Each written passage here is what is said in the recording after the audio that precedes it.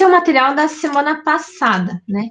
Que eu trabalhei sobre, continuei falando ainda sobre soluções, mobilidade dos íons, né? Esse foi o foco da semana passada.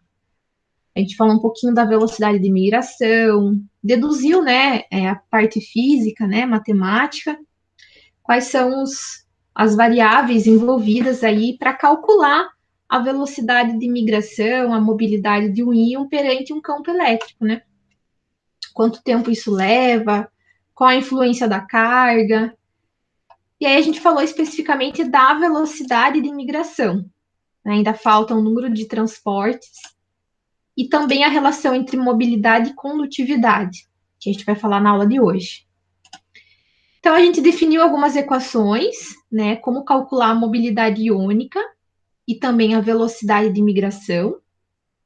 Então, a gente deduziu a equação, toda essa parte aqui é para deduzir a equação a partir de outras equações já mencionadas, né, a lei de Stokes e outras equações dentro da física, aplicando para as moléculas, para os íons, né?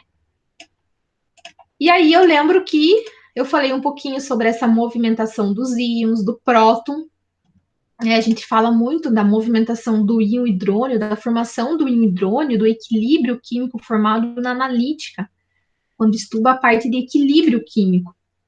E essa parte de equilíbrio químico na fisicoquímica, né, especificamente o movimento do próton, a gente citou um pouquinho o mecanismo, né, pelo qual, observado por técnicas experimentais e RMN, que mostram que há algumas controvérsias, né, e que como realmente acontece para a formação do íon hidrônio, que é a mobilidade e essa movimentação do próton em solução.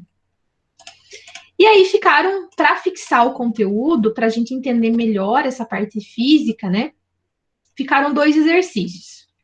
O que eu vou fazer agora? Eu vou resolver, assim como eu fiz na aula passada, eu vou resolver esses 2 exercícios agora. Como eu gostei bastante de resolver no Word, então eu copiei esses exercícios lá no Word. Vou parar a gravação aqui, a apresentação, e eu vou projetar o documento lá no Word. Que são os 2 exercícios que, se eu encontrar aqui, deixa eu achar aqui. Um minutinho. Para a gente poder resolver, eu achei que ficou mais uma ferramenta mais fácil para resolver o exercício. Ué.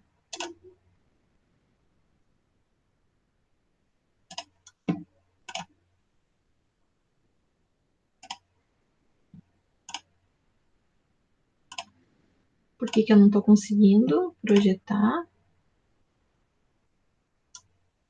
Ué. Você está me ouvindo, Kleber? Estou ouvindo. Ah, agora apareceu a mensagem de erro aqui, de compartilhar. Eu não estava conseguindo compartilhar. Tá, mas ainda não está aparecendo. Tá com algum erro aqui. Vou tentar de novo. Aqui, achei. Agora sim. Tava com algum erro mesmo. Então, aí você tem acesso ao meu documento aqui no Word, né, que eu vou projetando com você. Então, é legal esse exercício, porque a gente vai entender na prática o que eu quis dizer na semana passada, né? Aqui o exercício no enunciado, se vocês tentaram resolver, ele já está resolvido. Ele já está resolvido aqui, só que ainda não tem o desenvolvimento das contas. O que eu vou fazer é desenvolver as contas com vocês, para de fato vocês poderem compreender, né? Então, olha só, eu vou ler aqui todo ele. Então, como eu falei, ele já tem a resposta nele, no próprio exercício, ele já é um exercício resolvido. Mas o que eu vou fazer é desenvolver o cálculo, né? Para a gente poder entender melhor de onde surgiu. Enfim. Então, ele vai fazer esse exercício, ele mostra um exemplo de quando você aplica um potencial, né? De 1 volts, né? Um potencial, uma diferença de potencial um campo elétrico de 1 volts, qual é a velocidade de migração, a mobilidade do íon? Qual íon? Do césio, né? Mais um desse íon aqui, em solução, considerando a viscosidade do meio, você tem a viscosidade, ele dá o raio, o tamanho, né, do íon, ele fornece, a carga do íon. O que nós temos? A mobilidade. Então, ele fornece a mobilidade, você vai calcular, ele dá a resposta aqui, né? Então, com esses parâmetros, você consegue, a partir da quantidade de corrente elétrica que você vai fornecer, que na verdade é o campo elétrico, né? Qual vai ser a mobilidade desse íon?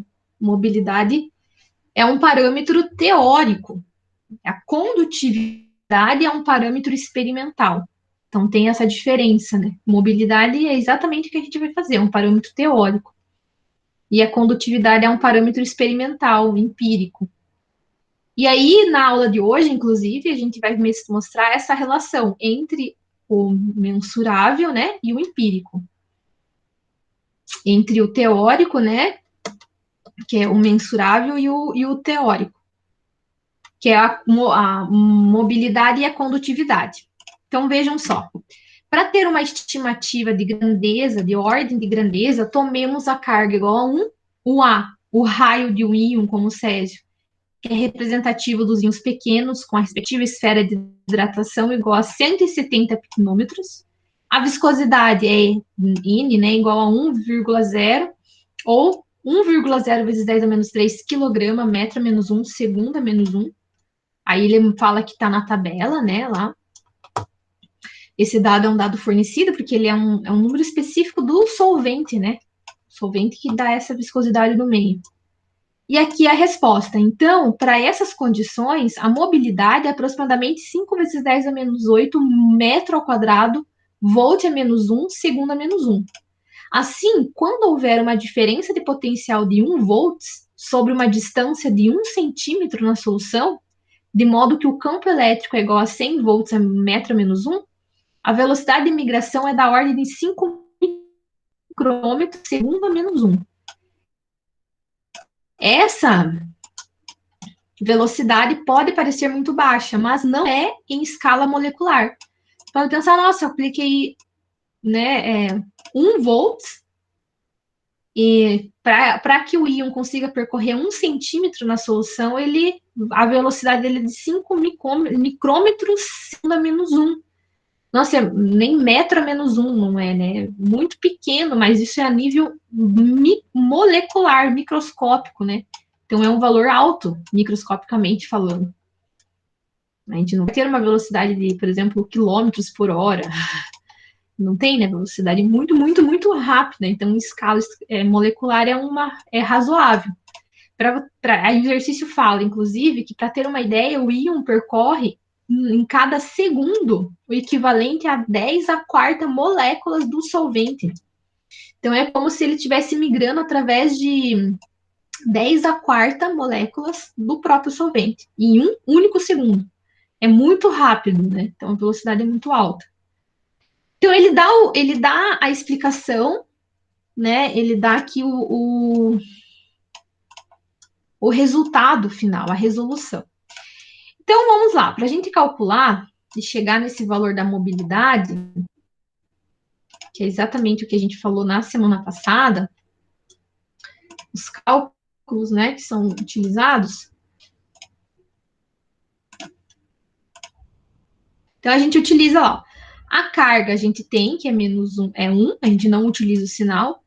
Então, a carga vai ser igual a 1. O A, que é o tamanho do íon, é 170 piconômetros. Dá para transformar também, né, para metros aqui, que é 170 vezes 10. 170 vezes 10 é menos 12.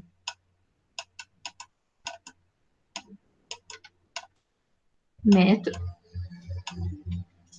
A viscosidade.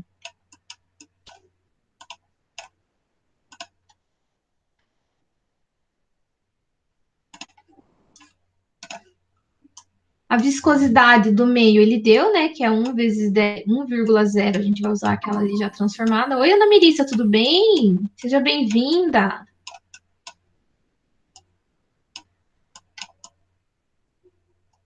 Quilograma, metro a menos 1, segundo a menos 1. E ele quer que vocês calculem a mobilidade. Ele dá ali o resultado da mobilidade, que é 5 vezes 10 a menos 8. Muito bem, vamos calcular então. Utilizando a fórmula da mobilidade, é igual a carga do íon vezes a carga do elétron, divididos por 6, vezes o π, vezes a viscosidade, vezes o raio. Essa é a equação. Então, a gente tem que substituir os termos na equação que a gente deduziu na aula da semana passada. A carga é 1, sem sinal, não é mais nem menos, a carga é 1. A carga do elétron, né, é 1, eu tenho anotado aqui, 1, é aquela mesma carga que a gente utiliza, obtém lá, né, em Millikan, né, quando estuda a estrutura do átomo, menos 19,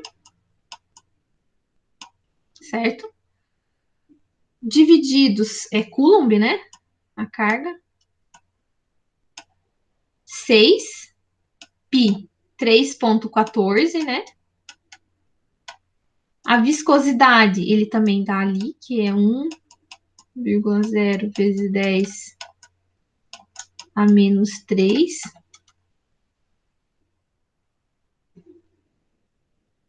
Quilograma, metro a menos 1, segundo a menos 1. E agora só... e tem o raio, né? Vezes o raio, que é 170, a gente já transformou, né? Para ficar em metro também. Vezes 10 a Tá menos... muito baixinho, será que é meu celular? Não sei, Kleber, tá muito baixo?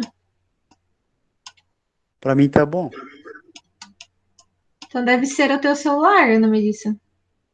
Eu vou sair e entrar de novo. Tá. Como eu já fiz o cálculo aqui, né, multiplicando em cima e embaixo, em cima vai dar ele mesmo, né?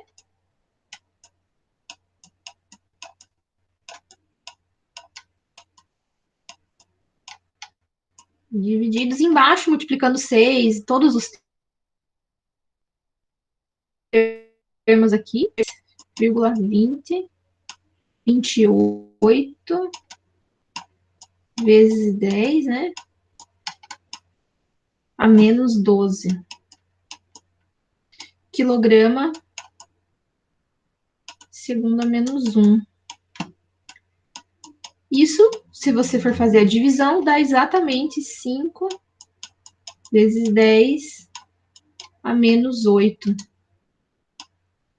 E como que a gente chega nessa unidade de metro ao quadrado, volts a menos 1, segundo a menos 1? A gente tem que lembrar que Coulomb tem que fazer análise dimensional. É igual ampere vezes volts. Deixa eu só confirmar aqui. Isso.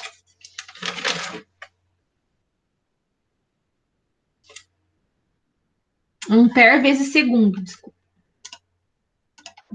Cadê aqui?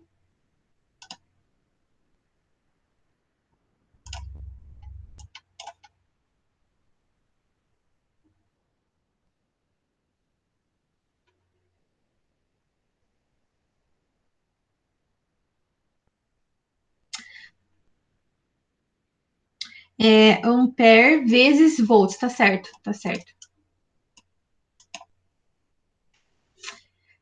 Então, a gente faz essa substituição do Coulomb, né? Ampere vezes volts. E aí, volts, vocês têm que lembrar que volts tem que fazer mais uma transformação. É igual a quilograma, ainda bem certinho, metro ao quadrado, segundo ao cubo e ampere. Então, vocês podem tentar fazer aí, substituindo, né, essas variáveis para chegar nesta unidade final. Fazer análise dimensional aí, tá bom?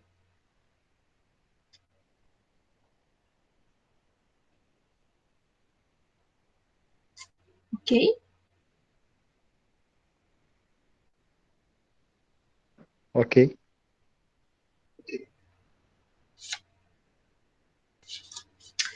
Então, essa seria a resposta, mas é uma parte do exercício, né, que a gente achou aqui, que é a mobilidade.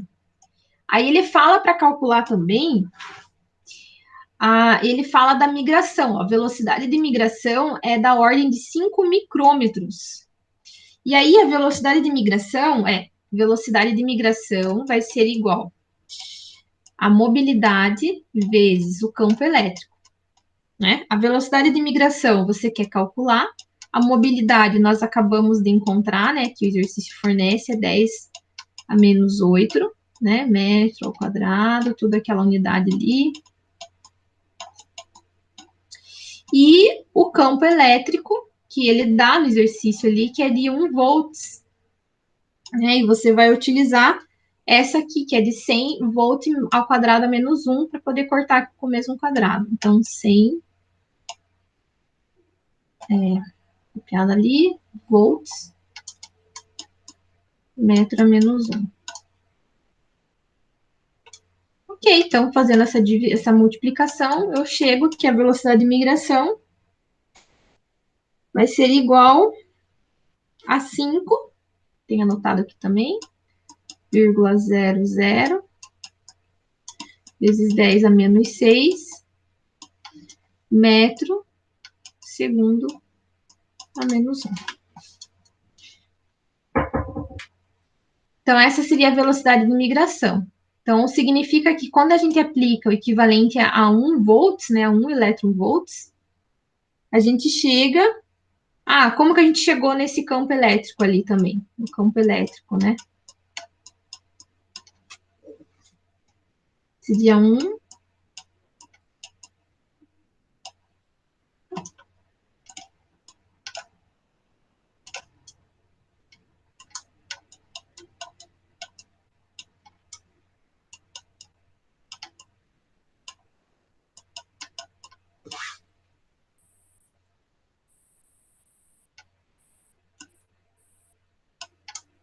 Nossa, que...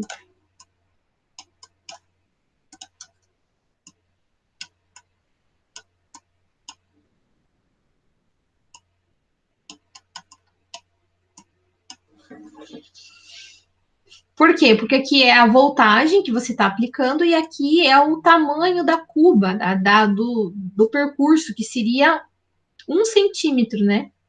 Que é o equivalente a 1 vezes 10 a menos 2 metros.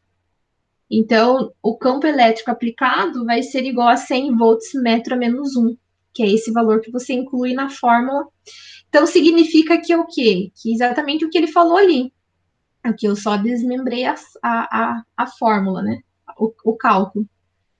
Que quando você aplica exatamente 1 volts, né, a diferença de potencial de 1 volts, a distância de 1 centímetro, nessas condições, para esse íon, esse tamanho, consegue percorrer o equivalente a 10 a quarta moléculas de solvente. Então, é muita coisa. A velocidade é muito alta. Exatamente 5 vezes 10 a menos 6 metros segundo a menos 1. Né? Então, essa seria para a gente entender a relação que existe. Ok?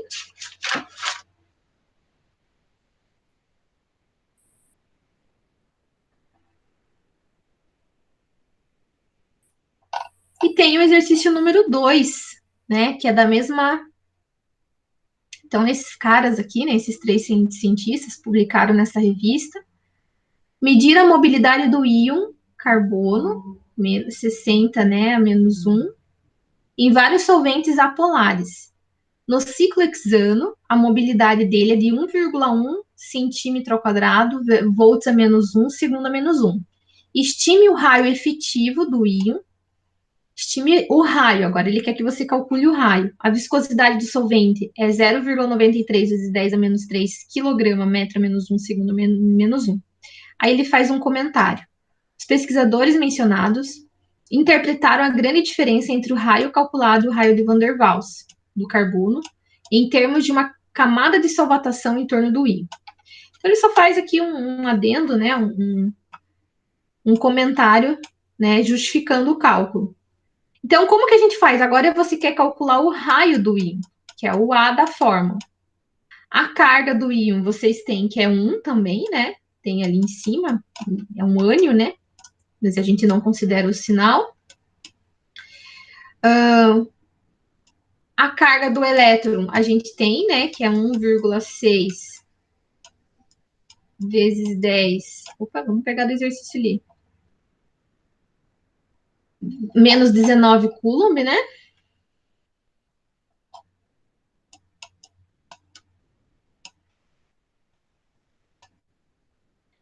E aí a gente vai. A mobilidade, ele deu a mobilidade, né? Mobilidade é de 1,1 centímetro ao quadrado, volts a menos 1, segundo a menos 1. Ele dá a mobilidade agora.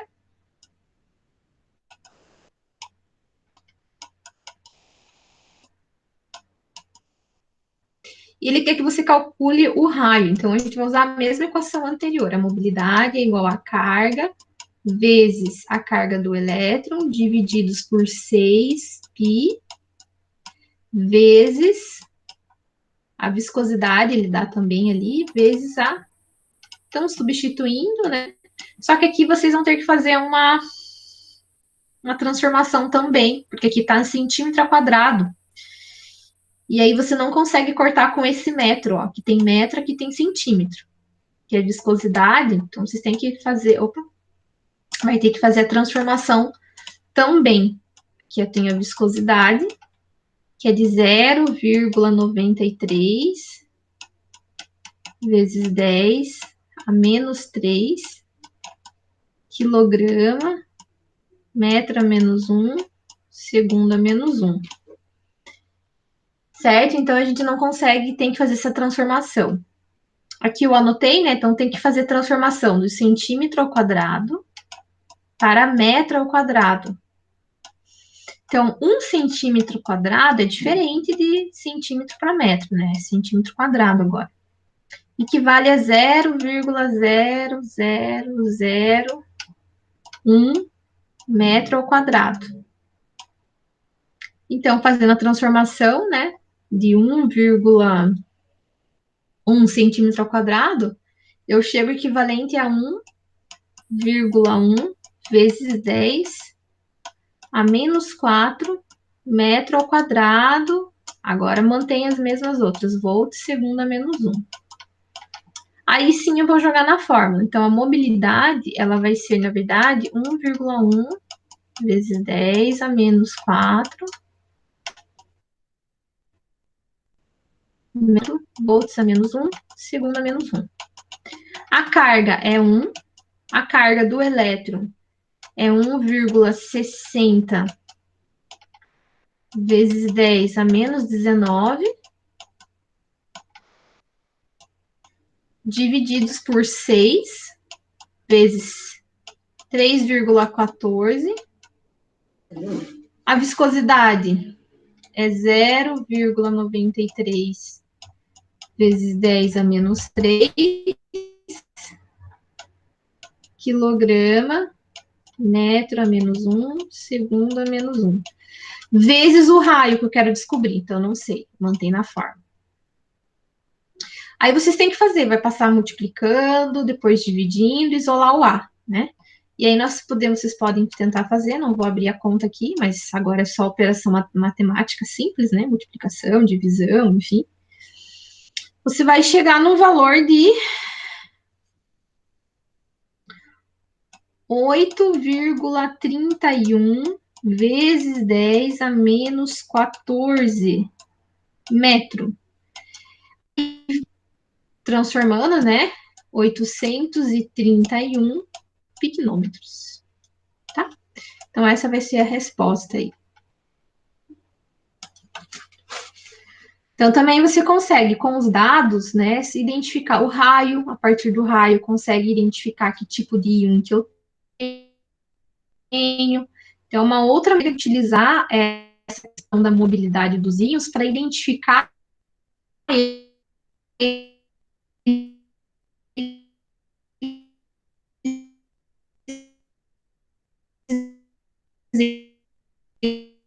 em solução.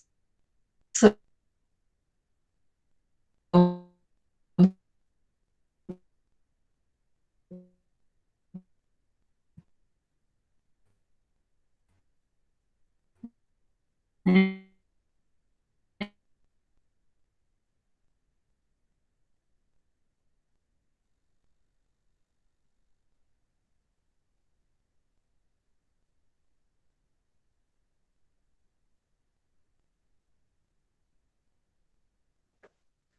Professora?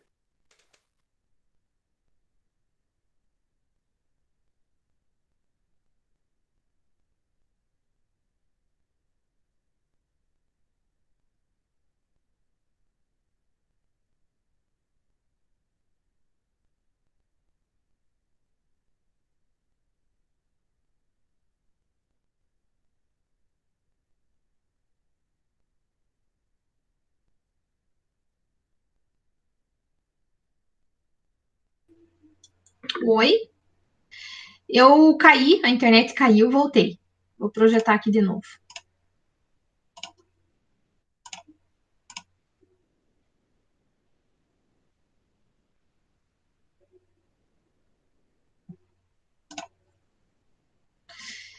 Ok? Alguma pergunta, alguma dúvida, entenderam sobre o exercício? Que, prof? Conseguiram entender? Então tá bom. Sim, mais ou menos. Tem que fazer, tem que praticar. É, só praticando. Tem que refazer os exercícios aí e comparando, né, com os seus resultados. Mas esse é o objetivo, né, do exercício, entender um pouquinho a relação teórica com a prática. Ok, então agora a gente vai dar continuidade a esse conteúdo, falando ainda de mobilidade, velocidade dos íons. Só que agora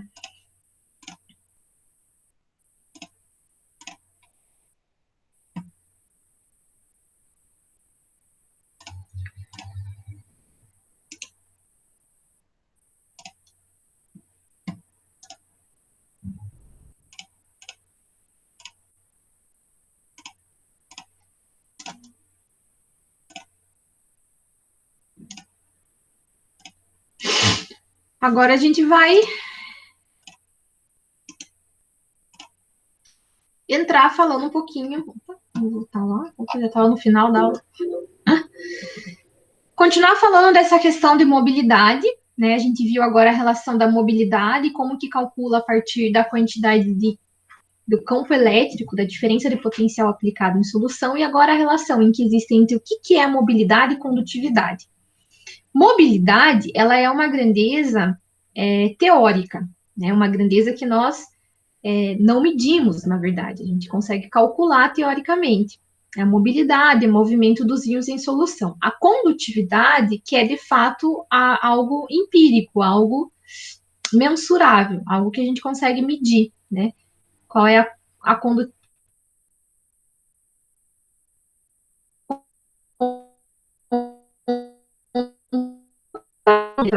que conduzem a corrente elétrica, nós utilizamos essa equação. A condutividade é igual à carga do íon vezes a sua mobilidade vezes a constante de Faraday, que é 9.680, né?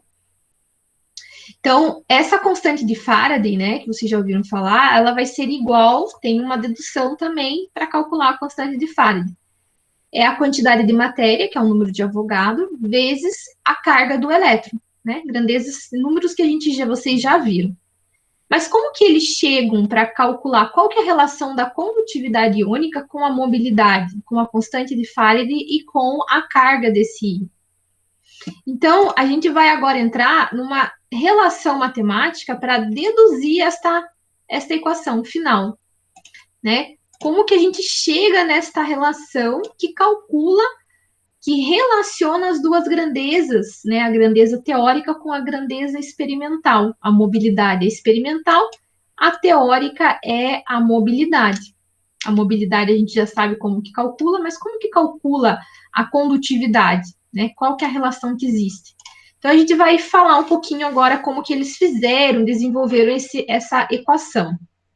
Primeiro, para facilitar a dedução, os pesquisadores eliminaram a carga do íon, o sinal da carga, para facilitar a dedução. tanto para cátion quanto para ânion, não tem uma distinção. A carga ou é mais, ou é 1, ou é 2, 3, 4, 5, né? Não é mais 1, menos 1, enfim. Eles fazem essa dedução para o eletrólito forte, aquele eletrólito, né, com o ácido, bases fortes, sais, né, que conduzem eletricidade muito fácil. Estão totalmente dissociados, completamente dissociados em solução. Em solução, como nós já vimos, né, pela lei de Kautsky, né, que para calcular para o eletrólito forte, nós levamos em consideração a quantidade do íons, a sua concentração, a carga. O C é a concentração, o V mais seria a relação estequiométrica dele na fórmula, o Z é a carga do cátion e a carga do ânion, tá? A molaridade do íon, né, tem essa relação, e também a densidade numérica, a densidade para cada relação lá no espaço físico, né? E aí eles calculam, né, essa condutividade delimitando uma área. Essa área é chamada de A, atravessar uma certa área, como se fosse uma barreira. E eles calculam quando o íon faz essa travessia, ou empurra, ou tem essa mobilidade dessa barreira, com um intervalo de tempo. Quanto tempo o íon leva para fazer essa movimentação da barreira ou atravessar. E isso leva em consideração a velocidade de migração, a área e também a variação do tempo. São todos os fatores que os cientistas pensaram, tudo para chegar naquela equação inicial. Então, aqui você tem, né, o cátion, tem o ânion, tem os polos, né, positivo, polo negativo, onde vai ser aplicada a diferença de densidade, a diferença de potencial. Aqui eu tenho a barreira móvel, né, a área onde você pode atravessar o íon, e aqui o espaço de migração, aonde vai ocorrer, de fato, a migração do cátion e do ânion.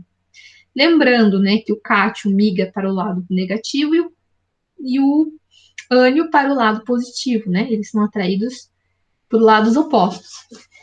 Isso vai levar em consideração o intervalo de tempo, quanto tempo ele leva, né, então esse é o experimento.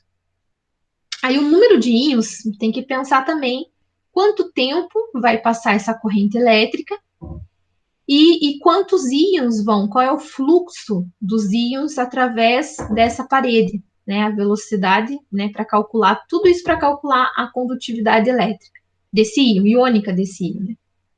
Aí eu tenho o número de íons de cada espécie nesse volume, eles levam em consideração a quantidade de íons, o número de íons que passa através desse fluxo nessa área, num determinado espaço de tempo. Então, eu posso calcular utilizando esta equação.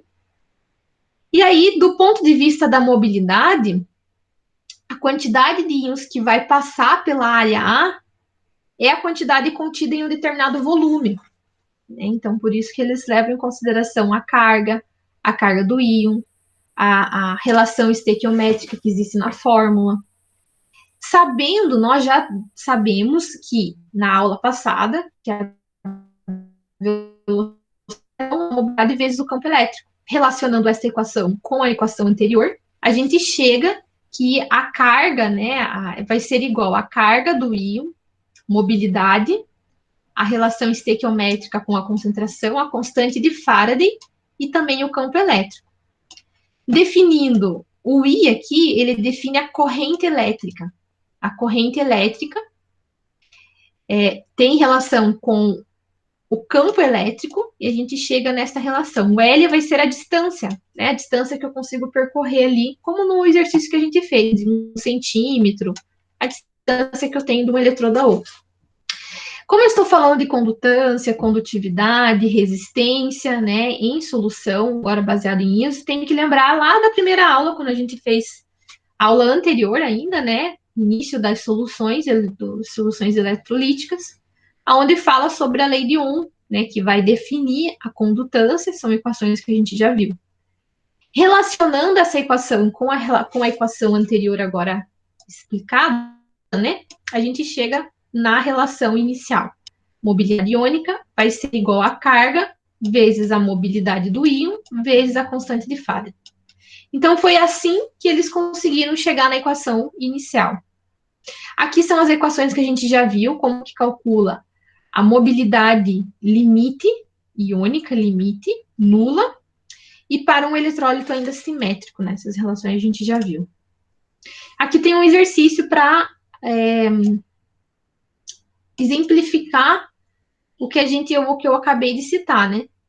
Então, ó, a mobilidade do íon cloreto em solução a 25 graus é de 7,91 vezes 10 a menos 8 metro ao quadrado, segundo a menos 1, volt a menos 1. Ele quer que você calcule a condutividade molar do íon, né? Lembrando aqui dessa relação de unidades, análise dimensional. A resposta é mobilidade iônica é 7,63 vezes 10 a menos 3 siemens, metro ao quadrado, mol a menos 1. Né? Então, a equação que vocês vão utilizar é essa que está aqui no cantinho, né? A mobilidade, que a gente acabou de deduzindo agora, vai ser igual a carga vezes a mobilidade iônica, que é a condutividade molar, que é a mobilidade iônica, vezes a constante de Faraday. A mobilidade iônica eu quero calcular, eu não sei, né? Então, a minha incógnita. A carga do íon é 1, porque é o íon cloreto, ignora o sinal, só vem o valor da carga, né? E a constante de Faraday também é uma constante, que é 9.648, né? Coulomb por mol a menos 1. Então, agora eu tenho todos esses valores. Eu consigo calcular. A mobilidade ele dá também, né? A mobilidade ele dá que é de 7,61 vezes 10 a menos 8 metro ao quadrado, segundo a menos 1, volt a menos 1. Multiplicando essas três grandezas, a gente chega nesse valor, né? De 7,63 vezes 10 a menos 3. Vocês conseguiram fazer? Tentem fazer aí, então.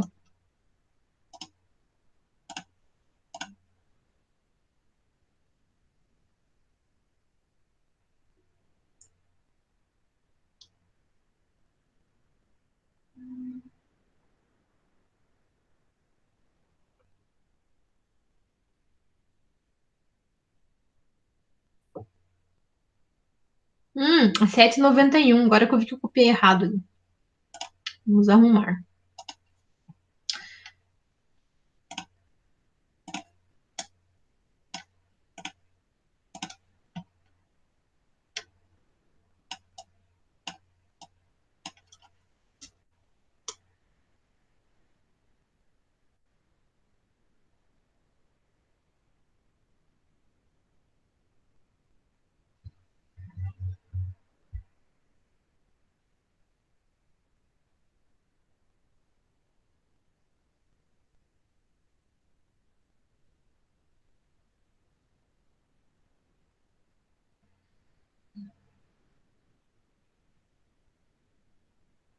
Conseguiram fazer?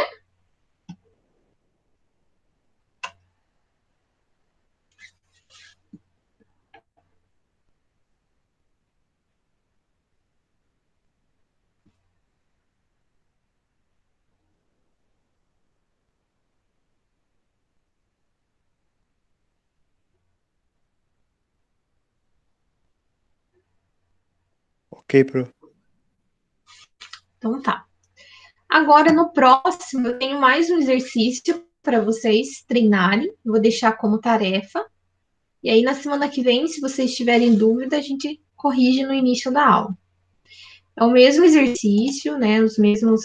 Mesma forma de resolver, né? Então, aqui o que ele mostra? Ele mostra a mobilidade iônica, que é uma grandeza medida experimentalmente, a condutividade, perdão, molar do íon, e ele dá a mobilidade do íon, que é uma mobilidade teórica, né? E a partir da relação com a constante de Faraday e a carga do íon, a gente chega na mobilidade, na condutividade iônica do íon.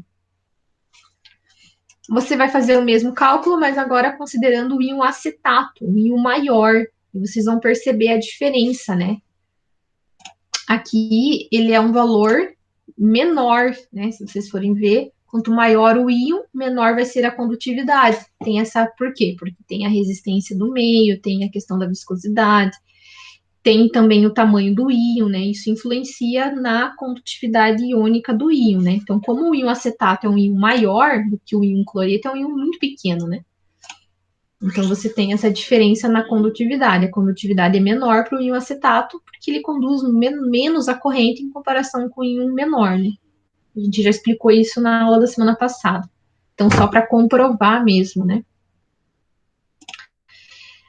A segunda parte, né, é falar um pouquinho do número de transporte. O que é o número de transporte? Agora a gente vai entrar, a gente falou muito agora de mobilidade, condutividade, velocidade de migração do íon, mas existe um outro conceito que é a corrente, né? A gente fala de transporte, de passagem de corrente elétrica, mas a gente só falou de campo elétrico. Por exemplo, eu tenho uma solução, tenho um íon, tenho cátio, tenho ânion. Tenho, né? Quando a gente tem um eletrólito forte, eu tenho cátio, eu tenho ânion, não tenho só. Normalmente, né? Quando a gente tem, por exemplo, um sal dissociado, ele vai formar um cátio e um ânion, por exemplo, né? E esse cátio e o ânion, os cátions e os ânions, como eles são dois íons, duas espécies diferentes, eles conduzem a corrente elétrica de forma diferente. E como que a gente calcula esse número de transporte? Então, o número de transporte é justamente relacionado à quantidade de corrente que aquele íon consegue transportar em uma determinada intervalo de tempo, né? Todas as condições que a gente viu. E aí, como que a gente calcula? A gente chama isso de número de transporte. Né? Então, somando os dois, a gente vai ter que é um inteiro, a parte do todo. Então, o número de transporte ele é calculado para cada íon, né? A gente chega a esse valor para cada íon. E para chegar a esse valor tem essa equação, ó, essa equação aqui mostrada. O número de transporte vai ser igual a corrente transportada pelo íon, pode ser o cátion ou o ânion, dividido pela corrente total, quanto que o cátion e o ânion conseguem transportar juntos. Então, eu consigo calcular a corrente. Então, a contribuição da corrente do cátion e do ânion pode ou não ser diferente. Então, esse cálculo a gente consegue mostrar qual é a quantidade de corrente que cada íon consegue transportar, né? O que é o número de transporte limite? Com essa bolinha em cima, ela vai considerar o limite da concentração nula. Ela desconsidera a concentração, né, essa interação entre os íons. Isso evita os problemas de interação. Então, é como se ela desconsiderasse a interação entre o cátion e o ânion, que pode atrapalhar também, né? Então, ele desconsidera. Então, quando a gente fala número de transporte limite, ele vai desconsiderar esse fator da interação entre os íons. Lembrando sempre que o cátion vai se mover para a parte do polo negativo e o ânion vai se mover para o polo positivo, né? Sempre se movem em direções opostas. Então, eles não se movem na mesma direção, aumentando o fluxo, são direções opostas. E isso tem uma diferença aí para cada um, que cada um vai transportar de corrente. Como que a gente chega para deduzir a equação? A gente tem algumas equações, algumas variáveis também, levando em consideração a corrente associada a cada íon. Então, se tem que pensar que cada íon está se movimentando de forma diferente, indo em direções opostas, a corrente ela também está relacionada com essa mobilidade. Então, levando em consideração a carga, a quantidade dele na fórmula unitária e a sua mobilidade do íon. Então, eu posso abrir aquela equação mostrando essas variáveis. Como para todas as espécies iônicas a gente tem e são iguais, a gente desconsidera a carga, eu posso simplesmente ignorar esses termos e ficar apenas o número de transporte limite, considerando apenas a mobilidade de cada íon. É isso que ele faz. Usando, então, as condutividades iônicas ainda, eu posso introduzir essas condutividades iônicas, chegando nesse, posso calcular de uma outra forma ainda o número de transporte limite, levando em consideração não a mobilidade, mas a condutividade iônica, né? Então, tem esses valores aqui. Como que eles fazem para medir isso, esse número de transportes? Existe um método muito aplicado,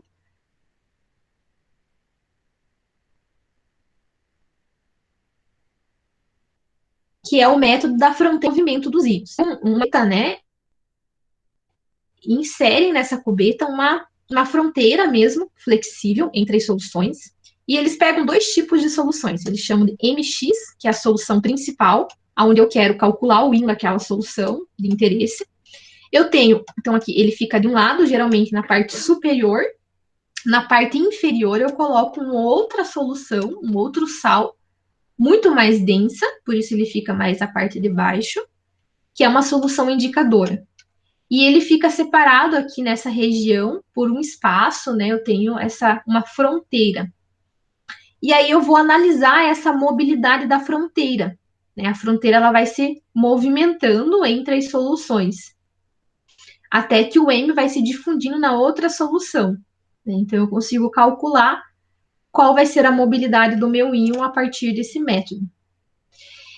Claro, eu posso levar em consideração também aqui, ó, o número de transporte, a carga, a concentração, a distância entre, que é essa distância aqui, a distância entre os transportes, entre as barreiras móveis, a área que eu estou considerando, a constante de Faraday, a corrente que eu estou aplicando e o tempo necessário para ocorrer essa movimentação das fronteiras, né? E aí eu consigo ainda introduzir mais esse conceito. Então, resumindo, né, o número de transporte é uma forma de você calcular para o íon a contribuição que ele dá para o transporte da corrente elétrica em uma solução.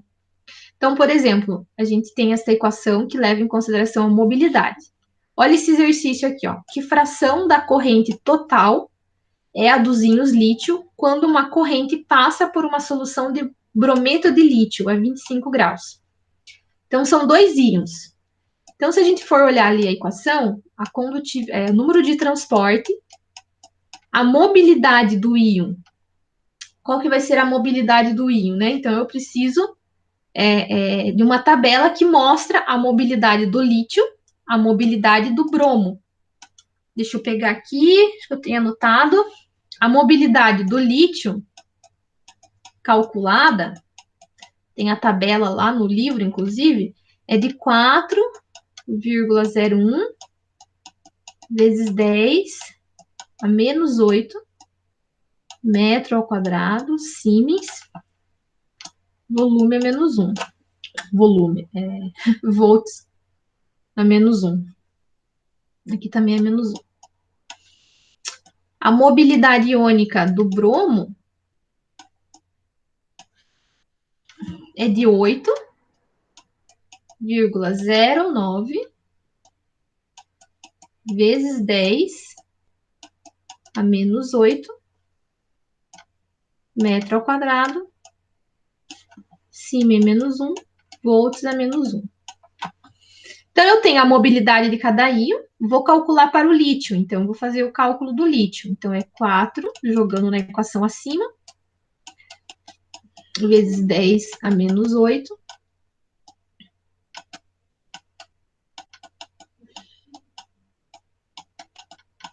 Divididos pela somatória dos dois.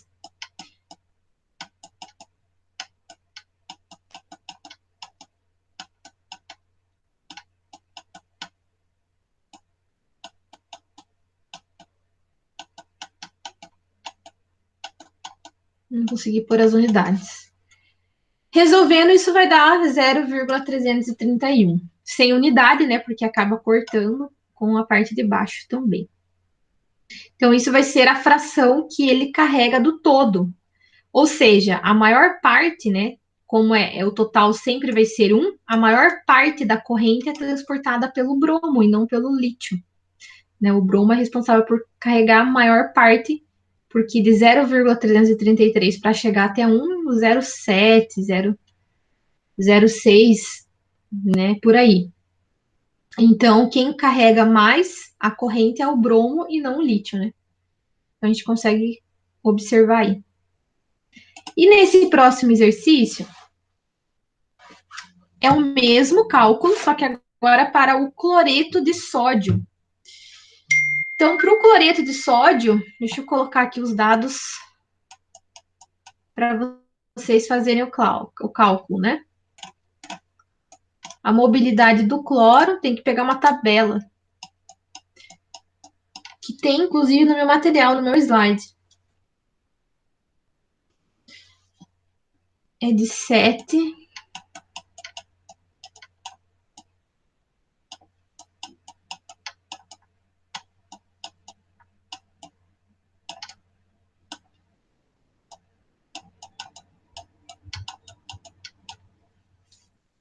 E a mobilidade do sódio, agora eu tenho que dar uma pesquisada lá. Vocês podem olhar no meu material anterior, no meu slide antes. Lá vai ter a do sódio, que eu não me lembro agora. Tem que dar uma olhadinha na tabela. Tá? Então, vocês vão calcular o do íon cloreto, né? Nessa fórmula do cloreto de sódio. Certo?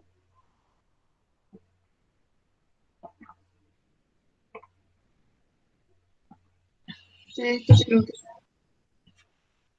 Então tá. Então, vou deixar Ok, vocês também ok, prof. Ok. dar uma olhadinha no meu material. A internet tá travando um pouco, não sei se é a minha aqui, o que é, tá travando um pouco. Tá travando, Ana Melissa?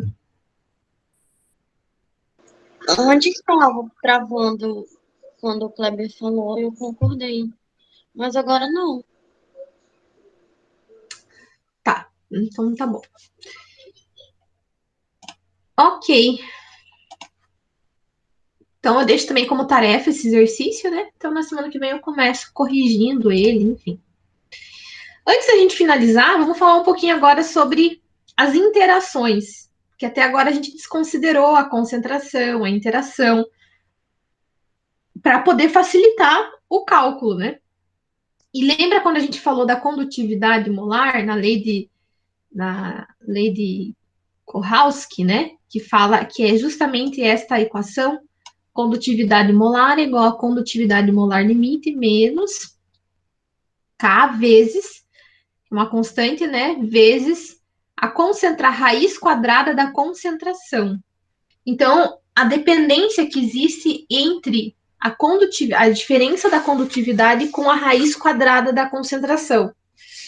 A gente sabe que nessa relação, quanto menor é o valor da concentração, maior é a dependência da condutividade molar. A gente viu até nas equações do slide do conteúdo passado. Retrasado, perdão. Só que, então, tem essa dependência. A condutividade molar, ela é dependente da raiz quadrada da concentração da espécie, do eletrólito em solução. E quando a gente tem essa dependência, existe a relação da interação do íon-íon. Então, a gente vai falar um pouquinho dessa interação. O que acontece, né? Então, é uma equação que a gente vai usar que é muito semelhante à equação que eles usam para soluções diluídas, da lei de Osterboth, né? Que a gente viu também. Então, ele vai considerar a atmosfera iônica válida para a lei de Kohlrausch. O que acontece? Quando você tem o íon em solução, normalmente a gente imaginava que ela tinha uma atmosfera esférica ao redor, iônica, ao redor desse cátion, né? Seriam ali o meu soluto. As moléculas do cátion, ali do ânion representadas na figura, na verdade, se representam o solvente. Então, você tem essa atmosférica iônica ao redor que prejudica a mobilidade do íon, né? Vai dificultar essa mobilidade do íon. Só que, na verdade, o que a gente vai propor agora é um ajuste nesta atmosférica. Ao invés dela ser esférica, ela é distorcida, ela não é uma esfera simétrica, como mostra nessa figura da letra B, né? Você tem uma densidade atmosférica distorcida. Então, você tem espaços ao redor do íon em que eu não tenho interação com outros íons. Isso é um efeito, né? Então, isso gera alguns efeitos na mobilidade do íon, nessa concentração do íon. Então, normalmente, né, à frente, você tem aumento da velocidade e atrás do íon, ao redor, onde eu tenho essa densidade maior de atmosfera iônica, você tem um efeito de relaxação, que é diminuir a mobilidade iônica. É como se fosse uma força contrária, uma força retardadora do movimento. Então, isso eles fizeram essa observação, esse modelo para a densidade atmosférica distorcida, eles fizeram experimentalmente e conseguiram observar que em elevadas, né, a frequência elevadas, a condutividade dos íons em frequências altas, elevadas maiores, é maior do que em frequências baixas, em alta frequência. A atmosfera não segue a direção do movimento do íon, que oscila rapidamente e tem média nula. Então, tem essa diferença. Eles fazem o experimento em condutividade em frequências elevadas e em frequências baixas. Frequência, né? E eles observam que é melhor observado quando você tem uma frequência elevada do que em frequência baixa. Então, esse seria o modelo, né? Outro efeito da atmosfera iônica é o atrito viscoso. Além dessa nuvem distorcida, outro efeito dessa é que ele vai gerar também um atrito pela viscosidade, até porque vai aumentar, se você tem uma densidade iônica ao redor, é como se estivesse aumentando a viscosidade muito próximo da superfície do íon, que vai transportar a corrente elétrica. Esse atrito, essa viscosidade, por conta da presença da densidade, a gente chama de efeito eletroforético, que é o que acontece com o DNA, com as proteínas, quando a gente aplica a eletroforese, que é um método para separação de moléculas a partir de efeitos como tamanho, pode ser utilizado o tamanho, pode ser utilizado a carga, depende de como você faz o experimento, né? Então, é esse efeito eletroforético que acontece, que é esse atrito, essa densidade que gera entre o íon com o solvente, tá? Que vai reduzir essa mobilidade, dependendo do tamanho do íon, claro, né? Então, todo esse conceito, até o próprio livro traz que não é algo simples. É muito difícil, na verdade. Ele cita lá que é extremamente difícil elaborar uma equação para representar todos esses efeitos, tanto o atrito quanto a nuvem atmosférica. E aí surge a teoria de Debye-Hückel-Ronsert, que tenta introduzir uma expressão matemática quantitativa para poder relacionar todos os efeitos. E que relaciona com a equação de Krokowski, que fala da dependência da concentração, da mobilidade com a concentração. E aí ele faz um cálculo, toda uma dedução, levando em consideração a permitividade do meio elétrico, né, a permitividade elétrica do meio, a concentração, a constante de Faraday, a constante da temperatura, e essa dependência, claro, π, porque ele considera o íon esférico, de forma esférica. E aí ele observa que tem uma diferença muito grande na condutividade em relação à carga do íon. E aí você observa isso graficamente. Eu tenho um gráfico aqui que mostra a relação da raiz quadrada da força iônica, que está no eixo X, pela diferença da mobilidade iônica, né, de cada íon. Então, ele tem aqui para cada sal, nitrato de prata, cloreto de bário, cloreto de lantânio e sulfato de zinco. E você consegue observar que, dependendo da carga do íon, você tem uma dependência diferente. Então, observe que eu tenho uma linha reta e uma linha mais curvada, uma curva para cada um. Um é o ajuste experimental e o outro é o ajuste teórico. E vocês conseguem observar o ajuste teórico em linha reta, né? E o ajuste experimental é a curva.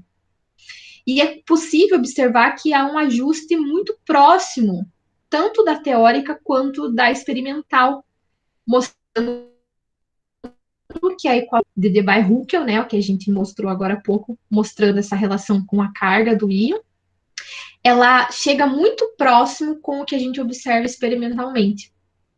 Então, você consegue observar, ó, quanto menor for a força iônica do meio, né, raiz quadrada de 0,4 é menor do que raiz quadrada de 0,1.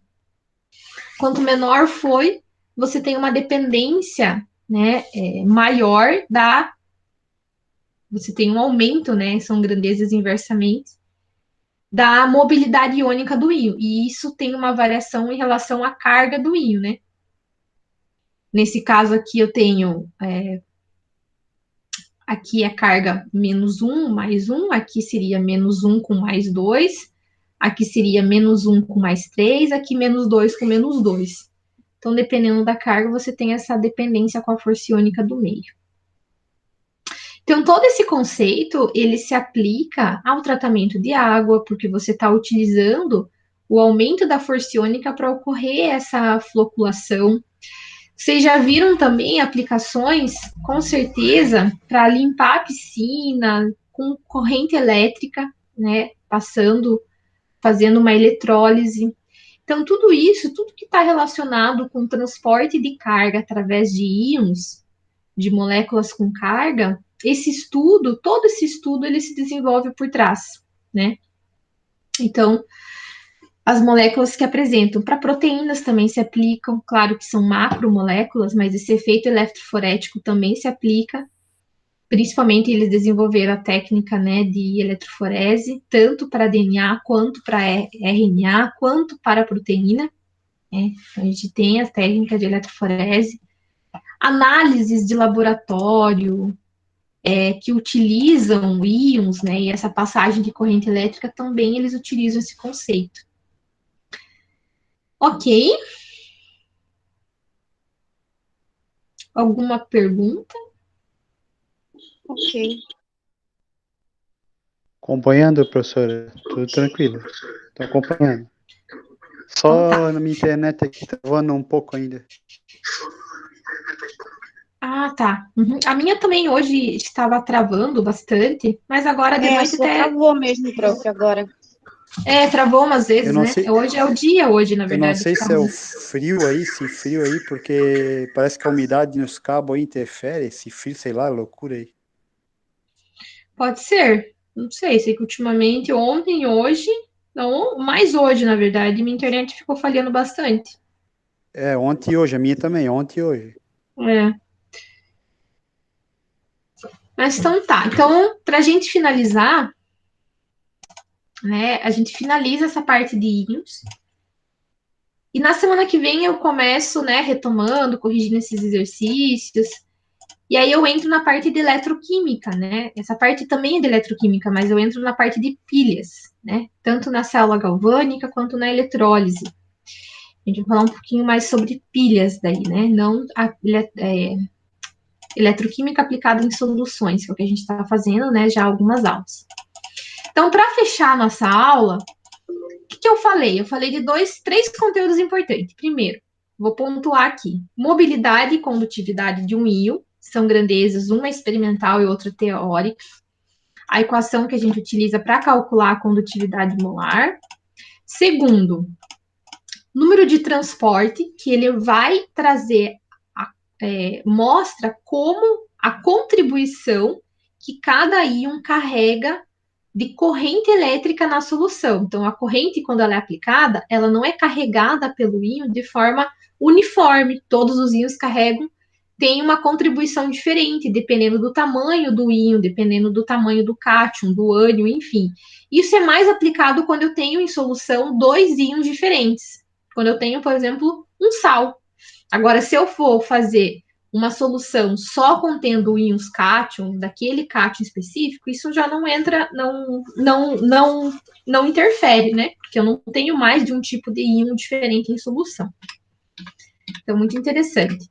E por último, claro, é só para mostrar como as interações do íon com o solvente interfere na condutividade da solução.